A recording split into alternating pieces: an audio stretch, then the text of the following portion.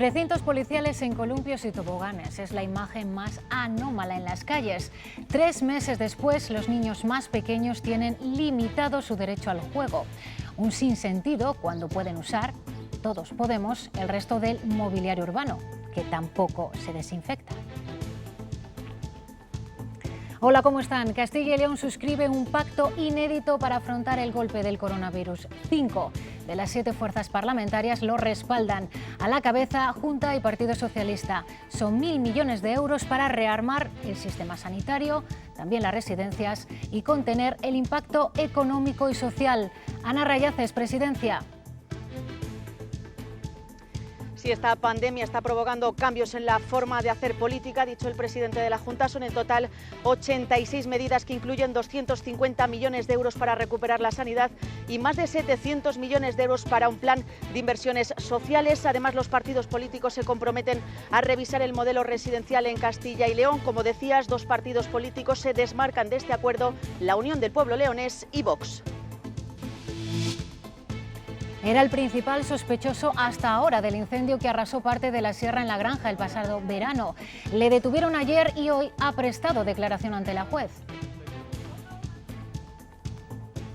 Y hay noticia a esta hora. Juzgados de Segovia. Patricia Martín.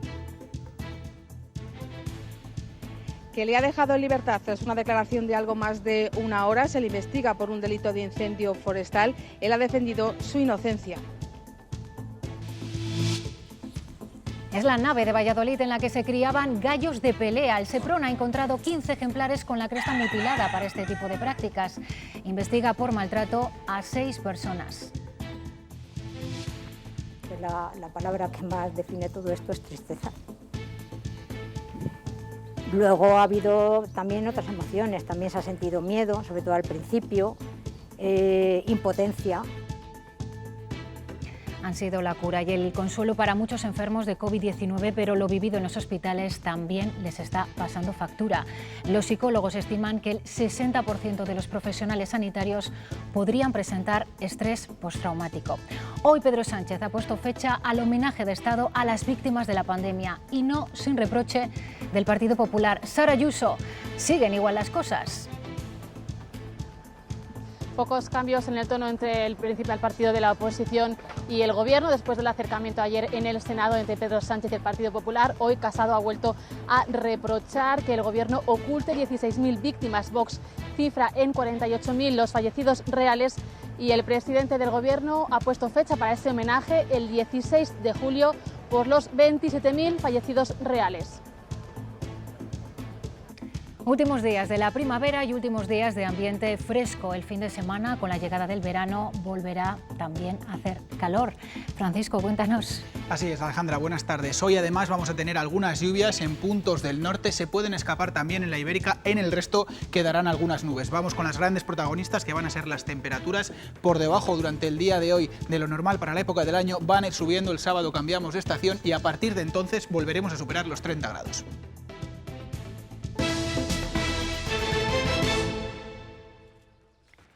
Partido Popular, Ciudadanos, PSOE y Podemos sellan el pacto para la recuperación económica, la cohesión social y el empleo en Castilla y León. Los ejes políticos y de actuación para guiar la etapa post-COVID en la comunidad. El procurador de Por Ávila también lo respalda, aunque no ha podido acudir. Acto solemne en Presidencia, lo veíamos habilitada como en las grandes ocasiones. Enseguida regresamos a ese lugar, escenario de un acuerdo que de momento no ha sido posible a nivel nacional y que tiene sus líneas maestras y sus grandes cifras. Rubén Hernández, van a ser más de 1.000 millones de euros, que ¿a qué en concreto se van a destinar? Son, Alejandra, casi 1.100 millones de euros los que recoge este pacto, que a grandes rasgos se van a repartir así, como vamos a ver ahora. 250 millones de euros van a ir directos a la sanidad, que tanto ha sufrido durante esta pandemia. Se va a invertir en atención primaria, se va a invertir en UCIs y también en la contratación de profesionales. A esta cifra hay que unir otros 80 millones de euros directos a las corporaciones locales, fundamentalmente a ayuntamientos, para que inviertan y también para que creen empleo. Cifra a la que hay que unir estos otros 25 millones para el sector agrario, para esa cadena alimentaria que también ha sufrido mucho durante esta crisis, y además otros 11 millones para educación, fundamentalmente para becas y también para reducir la brecha digital. Todo esto se completa con estos 728 millones de euros, que son los que forman ese plan de inversiones fundamentales, ese plan de inversiones prioritarias que va a estar vigente durante los próximos años, Alejandra, de 2021 a 2025. Gracias, Rubén. Esa es la estructura, lo que nos ha explicado Rubén, los cimientos, pero el contenido es mucho más denso. Son hasta 86 medidas las acordadas, fruto de intensas negociaciones que han implicado también renuncias y cesiones por todas las partes. Ana Rayaces, era público el debate sobre los consultorios rurales, pero en el acuerdo la Junta aparca también la eliminación del impuesto de sucesiones. Sí, cuando fuerzas políticas de distintas ideologías se sientan a una mesa a negociar, siempre hay renuncias y una de ellas es esa. El Partido Popular y Ciudadanos renuncian al impuesto de sucesiones, se suspende su tramitación parlamentaria en las Cortes. Recordemos que era la principal promesa del Gobierno de coalición, se suspende esa tramitación parlamentaria en pro de llegar a un acuerdo en este pacto por la reconstrucción con el Partido Socialista. Una decisión que no ha gustado nada a la Asociación de Empresas Familiar de Castilla y León. No solo el escenario solemne, también sus protagonistas con sus palabras han querido poner relevancia a esta firma. Hoy es un momento histórico. Si la política no es útil hoy, ¿cuándo? Hoy es un día crucial dentro de la historia de Castilla y León. Hagamos que tanto esfuerzo y tanto dolor merezca la pena. Una firma que han reconocido ha supuesto renuncias. Renuncias mutuas, a veces muy importantes. Mañueco renuncia al menos de momento a su gran promesa electoral, la práctica eliminación del impuesto de sucesiones. PSOE y Podemos a que el acuerdo fuera más ambicioso y tener que reclamar al Gobierno central que ponga el dinero que le corresponde para dependencia. Creo en una política útil, lo diré una y mil veces, creo en el diálogo. Y me da igual quién gane políticamente con este acuerdo. No nos preguntemos si estamos plenamente de acuerdo, sino tan solo si marchamos por el mismo camino. El PSOE consigue, eso sí, la reapertura inmediata de los consultorios locales, la paralización 3 meses del plan de Aliste o que el porcentaje de sanidad se vaya acercando al 7% del PIB. El acuerdo contempla una reforma de la Ley de Vivienda para ampliar el parque público de alquiler, reducir las tasas universitarias, acciones de choque para favorecer el empleo, 86 medidas y una forma de hacer política que reclaman a nivel nacional. El diálogo ha vencido a la crispación. La clase política de este país debería poner sus ojos hoy en Castilla y León. Alentemos, con nuestro ejemplo, a quienes hoy son nuestros compañeros en las Cortes de la Nación. El acuerdo, dicen los firmantes, está abierto a todos los que quieran sumarse, agentes sociales, económicos, organizaciones civiles y ayuntamientos. Ha habido ausencias en ese acto. Vox y UPL han llevado hasta el final su malestar por cómo se ha negociado. Se quejan de que se les haya dejado fuera. Vox se ha pronunciado vía comunicado, dice que no lo apoya porque el pacto es en realidad un acuerdo de gobierno entre PP, Ciudadanos y PSOE en el que salvar vidas y empleos no es la prioridad. UPL, por su parte, no lo firma porque no se ha incluido ninguna de sus propuestas y porque, dice, el documento no incluye ninguna medida concreta. Ellos han decidido lanzar un documento de 86 medidas vagas, poco concretas, sin demasiadas cosas más allá del voluntarismo político de vamos a hacer, vamos a pedir, vamos a exigir, vamos a trabajar, pero realmente sin concretar las medidas que la sociedad y que creemos que los ciudadanos necesitan en estos momentos. Rearmar el sistema sanitario es una de las grandes prioridades de ese pacto, aprender de la experiencia para mejorar el modelo. 250 millones de euros se destinan a eso, a reforzar la atención primaria, a contratar profesionales. Los consultorios, recoge el acuerdo, se abrirán con triaje telefónico previo, también los consultorios rurales.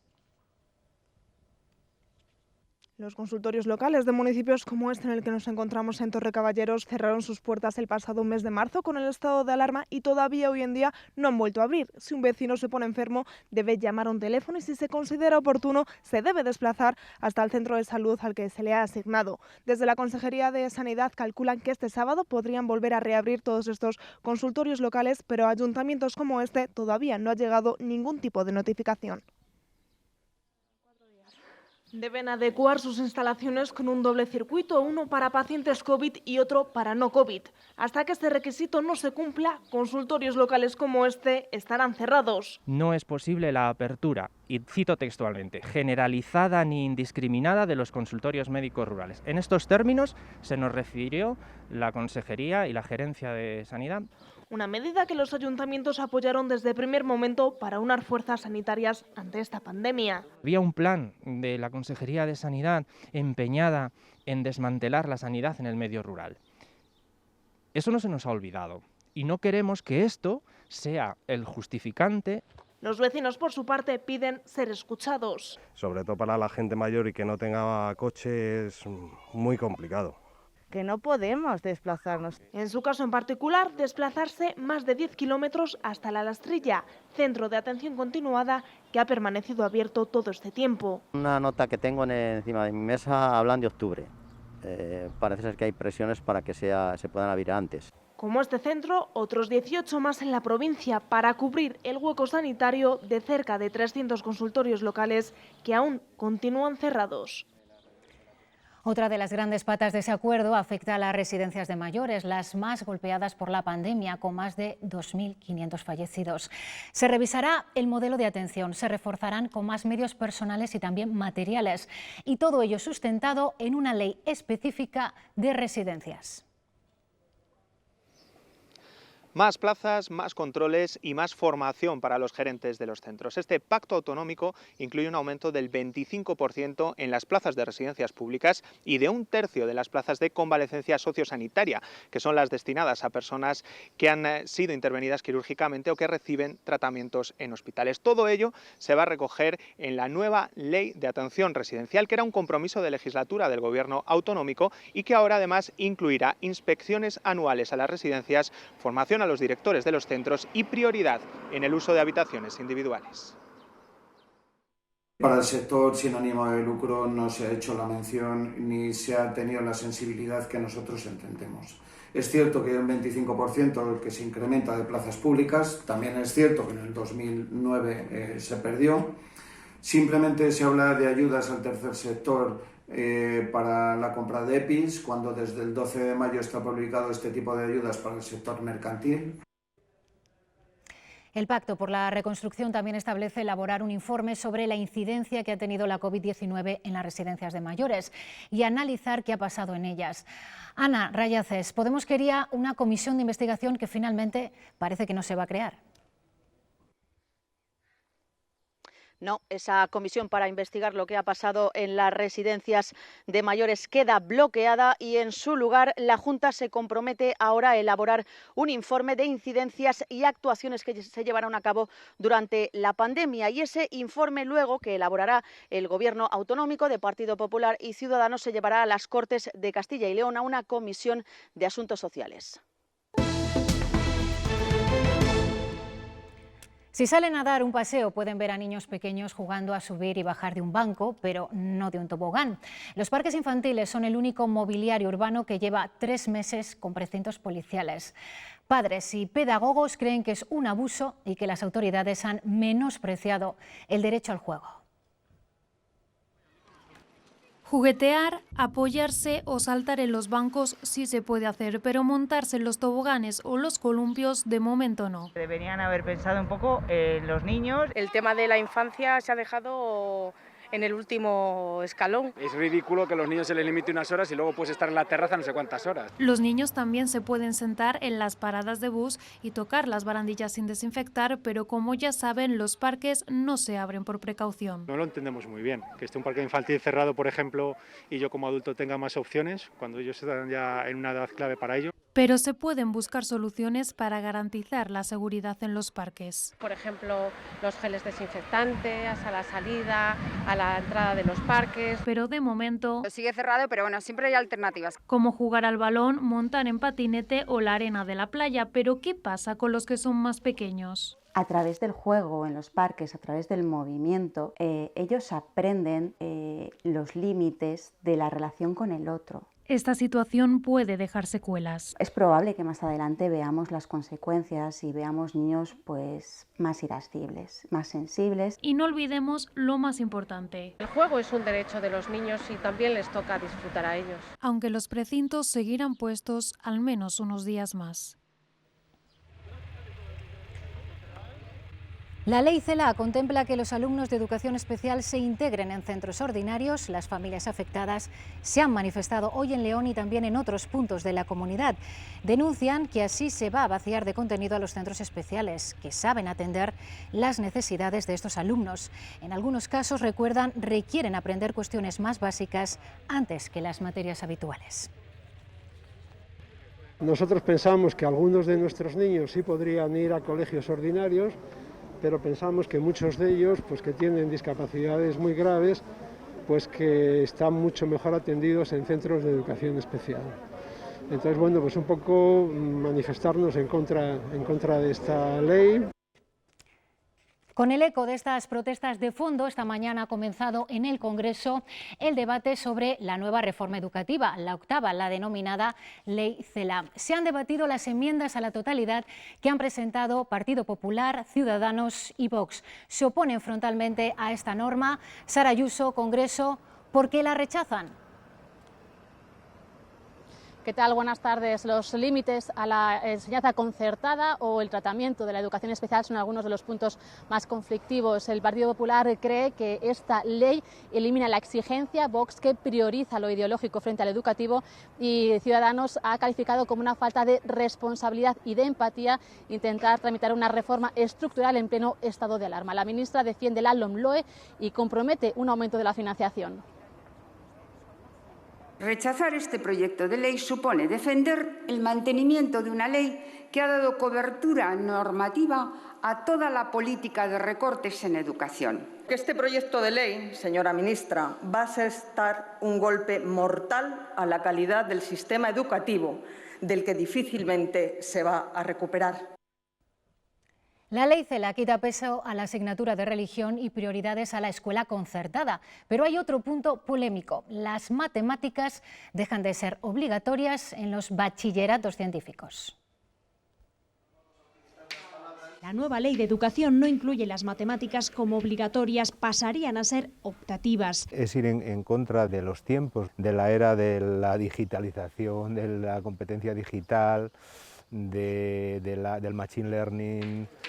Ahora en bachillerato estudian 4 horas semanales y solo están exentos los del bachillerato artístico. Es igual de incapacitante que yo fuera incapaz de leer 2 frases seguidas porque soy de ciencias y no entiendo cuando me ponen muchas palabras, como el hecho de que un titulado de letras, sea de arte, sea de humanidades, sea de lo que sea, no sea capaz de entender unos índices, unas fórmulas. La comunidad científica defiende que las matemáticas están presentes en muchos más campos de los que imaginamos. Cuando pregunten para qué sirven, lo estamos viendo, que si la curva que vamos a doblegar, esa es una exponencial.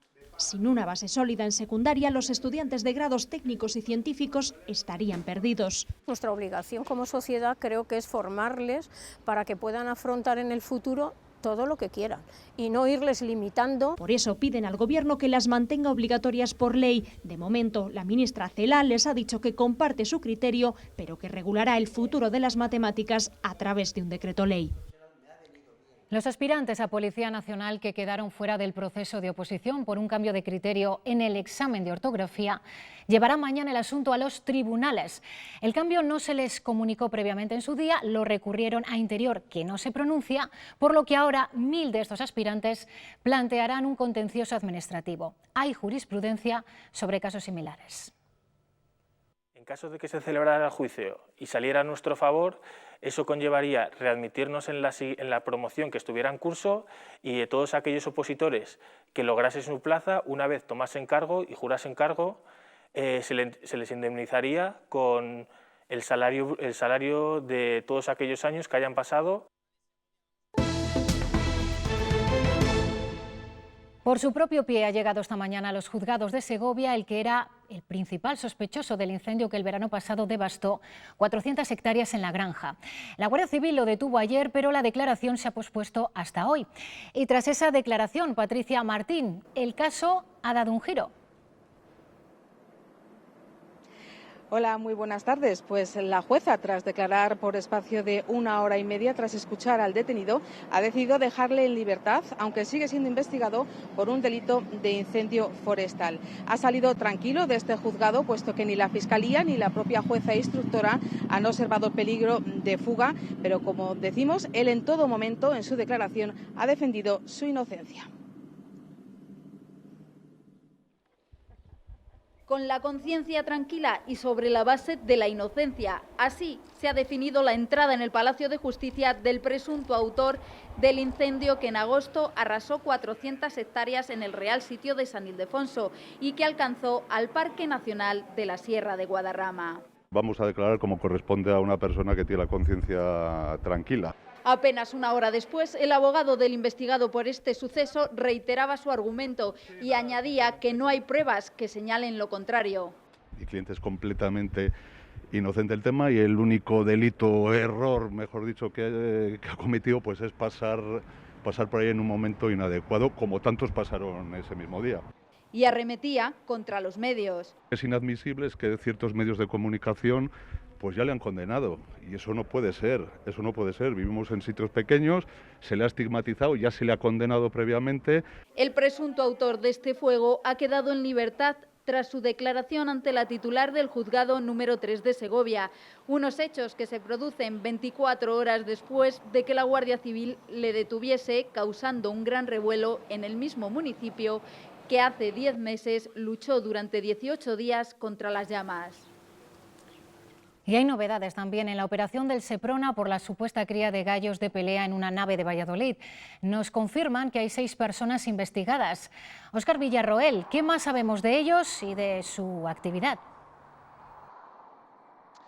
Buenas tardes. Sabemos que esas 6 personas detenidas, todas ellas menores de 40 años, se enfrentan a un posible delito de maltrato animal.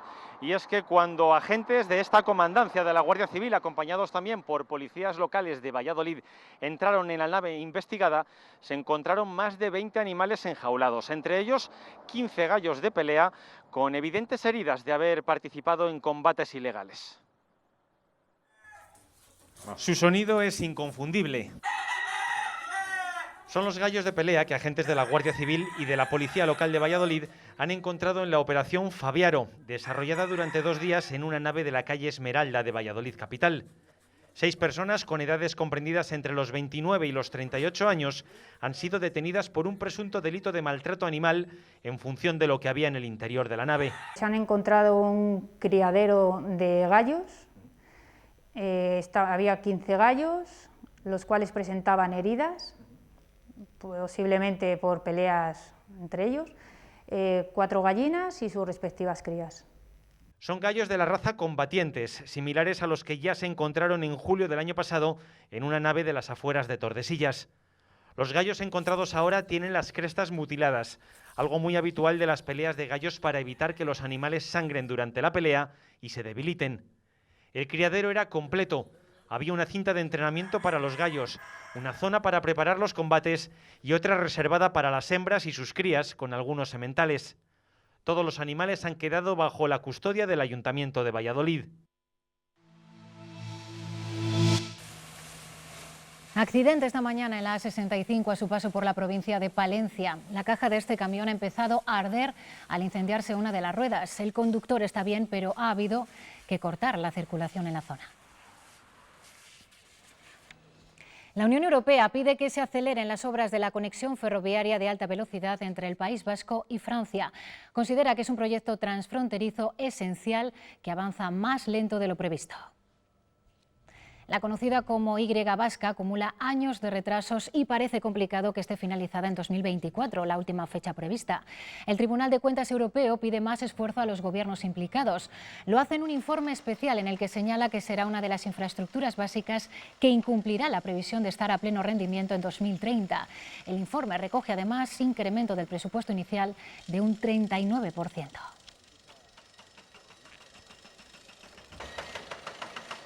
Un hombre de unos 50 años de edad ha fallecido esta mañana en Escarabajosa de Cabezas, en la provincia de Segovia. Se investigan las causas. Se le encontró inconsciente junto a un tractor.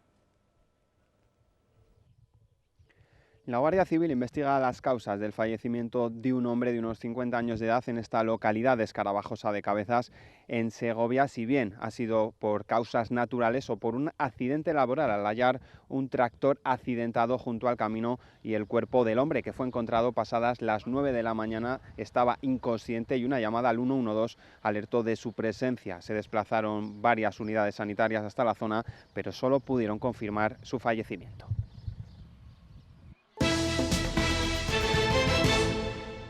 Han estado batallando contra la enfermedad, lo siguen haciendo en situaciones extremas que ahora no pueden borrar de su mente.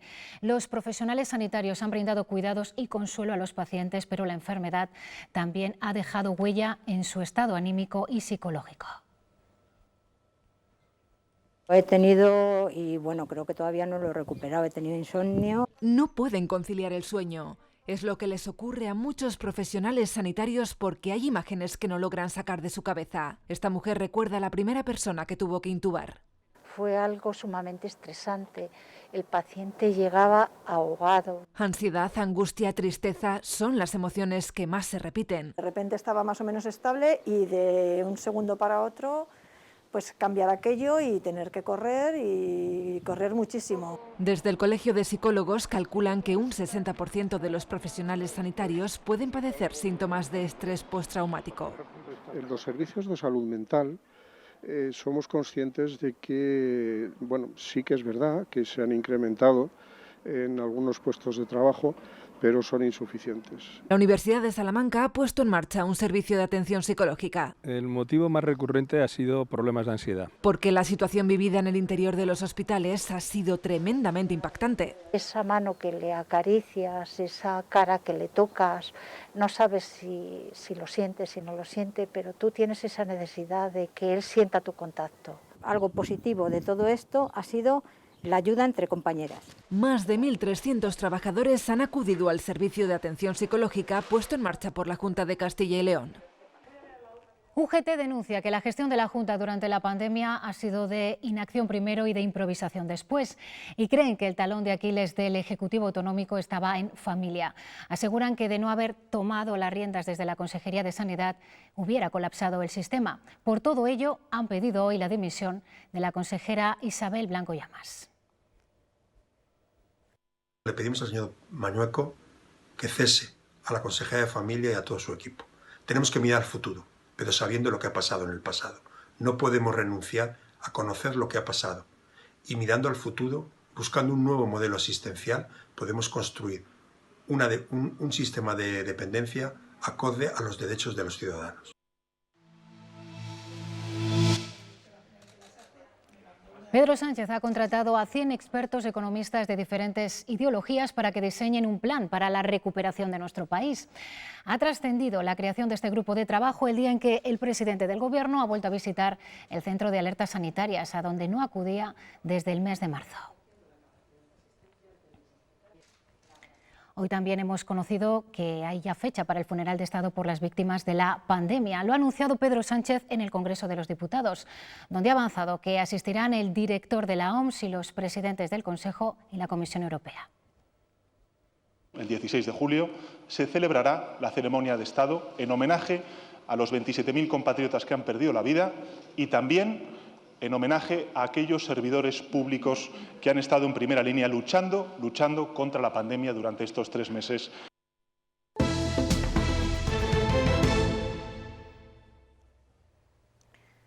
La gestión de la desescalada tampoco erosiona al Partido Socialista, según el barómetro del CIS de junio. Sitúa la intención de voto en el 31,2%, una décima menos que en mayo, y a más de 11 puntos del Partido Popular, que cae 8 décimas y se queda en el 20%. Desciende casi un punto Ciudadanos y la mayor subida sería para Vox, de un 1,2 puntos, con lo que obtendría el 12,5% de apoyos. Este nuevo barómetro de Tezanos también pregunta por los planes de los españoles para este verano. El 65,7% dicen que no se irán de vacaciones. De los que lo hagan, el 90% se desplazará por España.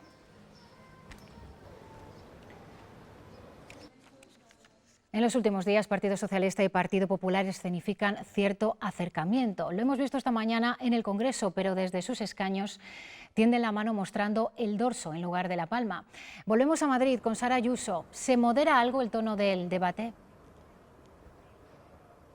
Las espadas siguen todavía muy altas, a pesar de que ayer en el Senado Pedro Sánchez y el portavoz popular Javier Maroto se mostrasen dispuestos a alcanzar acuerdos. Pedro Sánchez hoy en el Pleno del Congreso ha vuelto a pedir unidad y al Partido Popular que se aleje de Vox. Casado ha tenido una palabra para calificar y definir la gestión del Gobierno: fracaso. Pablo Casado insiste en sus pactos de Estado a pesar de sus críticas a cómo gestiona el Gobierno la pandemia. Oculta 16.000 víctimas y purga a los responsables policiales que piden más medios y mascarillas. A pesar de todo, llevo meses tendiéndole la mano para acordar un pacto sanitario Cajal. Dos tampoco se ponen de acuerdo si uno no quiere. Si usted quiere unidad, aquí está el Gobierno. Si usted quiere la bronca, ahí tiene a la ultraderecha. Menos intentos de aproximación hay entre Teodoro García Egea y Pablo Iglesias. ¿Le ha merecido la pena enterrar todos sus principios por estar ahí sentado? Ustedes están colaborando con sus amigos de la extrema derecha holandesa, austríaca y danesa para que las autoridades europeas traten de condicionar la ayuda a España para hacer recortes a los servicios públicos. ¿Sabe lo que se llama eso, señoría? Traición. En este pleno, la vicepresidenta Carmen Calvo ha confirmado que se volverá a convocar la mesa de diálogo sobre Cataluña, aunque no ha dado fechas. La automoción es el primer sector que cuenta con un plan específico. Según han manifestado sus representantes en la cumbre empresarial de la COE, quieren aprovecharlo para crear unas bases más sólidas para afrontar los retos de la nueva movilidad. Definir el modelo de movilidad que queremos en nuestro país, no en mi región, no en mi ciudad, no en mi pueblo, no en mi barrio. ¿Cuál es la movilidad? Y segundo, a partir de aquí, cómo trabajamos los diferentes elementos. Empezando ya, desde ahora, creo que es necesario diseñar un plan estratégico claro con los diferentes actores del sector para conseguir que en unos años España sea un país de referencia en la fabricación de vehículos eléctricos. Sin una educación adaptada a las necesidades de las empresas, no vamos a ser capaces, cara a futuro, de afrontar el reto de digitalización, de conectividad que se nos viene encima. Se ha puesto en marcha el ingreso mínimo vital. ¿Por qué no hablamos de un sueldo mínimo vital? Me estoy refiriendo a un pacto entre empresas y administración en virtud del cual el Estado subvencione la incorporación de la totalidad de las plantillas acogidas a los ERTE.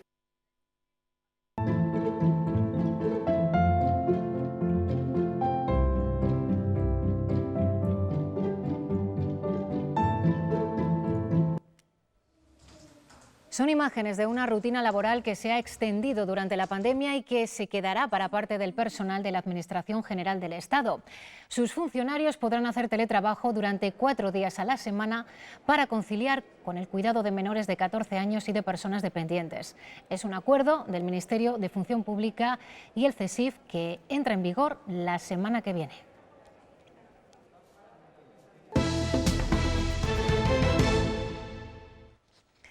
Los universitarios apuran los últimos días de un curso atípico con la reapertura de las bibliotecas. Sus salas de estudios también reciben a quienes preparan la EBAU, pero la oferta está más limitada que nunca por las restricciones de aforo y porque muchas de ellas aún no están operativas. Las bibliotecas han reabierto ya sus puertas al público, aunque todavía con muchas limitaciones de aforo. Nos encontramos en la de la Universidad de Burgos, la única de la capital burgalesa que en esta época del año abre sus puertas durante las 24 horas del día. Sin embargo, como pueden ver, presenta una imagen inusual. Las salas de estudio totalmente vacías. Han decidido no abrirlas por el momento para evitar contagios. Estamos en la época del año con mayor demanda para las salas de estudio, pero la apertura de bibliotecas va con cuentagotas y con un aforo limitado. Como hay pocas bibliotecas abiertas, eso, vienes pronto, nada, no coges sitio. Llevamos toda la cuarentena teniendo que estudiar en casa y pues ahora que por fin podemos ir a la biblioteca, hay 3 abiertas en todo Burgos. El primer día que abrieron no había casi mucha gente, pero ahora ya se está llenando bastante más. Problema añadido es que la Universidad de Burgos no abrirá sus salas hasta el próximo lunes, con el fin del estado de alarma. Nos tenemos que mentalizar que la vuelta a la presencialidad también en la biblioteca va a ser de una forma distinta. Siempre la universidad ha tratado de primar la seguridad tanto de sus estudiantes como profesores, como personal de administración y servicios. Estas dependencias de la universidad son las que tienen mayor demanda porque son las únicas de Burgos abiertas las 24 horas. La opción de ir a estudiar a las salas de estudio de la universidad estaba muy bien, porque aquí cierran a las 9 y entonces pues es un horario un poco restringido. Allí iba mucha gente, te podías tirar allí pues hasta por la noche, y aquí a las 9 ya cierran. A mí, por ejemplo, me gusta estudiar más por la noche y eso sí que es un problema. Las limitaciones de la desescalada se unen a las fechas de mayor afluencia para abarrotar las escasas salas que están abiertas al público. Y entre libros, entre fondos bibliográficos, nos vamos a despedir. La imprenta en Valladolid, 5 siglos de tipografía, es la primera exposición que vuelve a abrir sus puertas en las salas municipales de Valladolid después del confinamiento. 500 años para conocer la importancia de este sector a nivel nacional. A través de 200 libros y documentos impresos, la muestra se remonta a los orígenes de la imprenta en el siglo XV. Es un recorrido minucioso también por algunos de los años más destacados. Es nuestra última imagen por el momento. Ahora llegan los deportes, a las 8:30 más noticias y nosotros nos vemos mañana. Adiós.